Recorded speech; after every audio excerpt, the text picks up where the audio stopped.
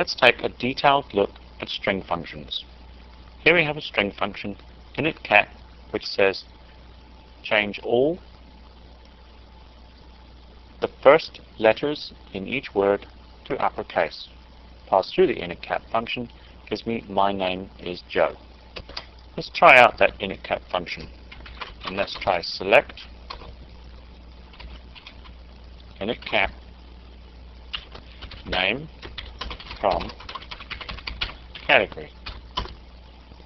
We note, for instance, that children's music and theatre is all uppercase on the first letter of each word. If we select, once again, name from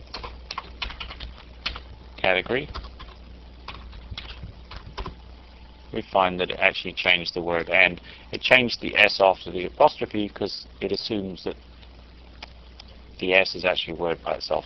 That can probably be avoided by using escape sequences and escape characters on the quote character, because Oracle actually uses a quote as a language interpretation command as a string delimiter. So, string functions. Here are all the string functions currently available in Oracle. The ones that are highlighted in red are generally the ones that I use often, and the ones that we're interested in.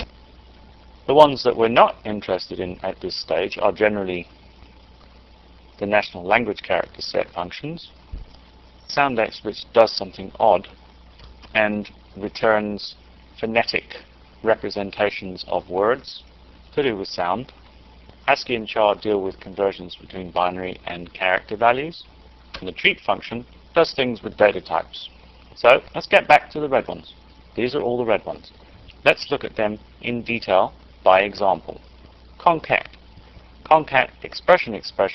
This means that you put two expressions or strings delimited by a comma into the concat function. The concat function concatenates or sticks two strings together. Let's look at an example. I have a large number of examples which I've typed into a SQL file, and I'll use these to demonstrate all of these string functions. So let's go through them one by one. The concat function. I've got two names, actually a first name and a last name, in two separate strings, and I'm simply concatenating them into a single string. Obviously, it probably would have looked better, since this is a name, if I'd done something like this. And there we have it. Concat toChar category ID and name from category table. It simply concatenates the values. We could make that even better by saying select concat toChar category ID and what I was thinking of actually doing is this. Let's embed them. So we'd have toChar category ID, convert it to a char. We need to concat that to a comma, and then we need to concat the result to the name column from category.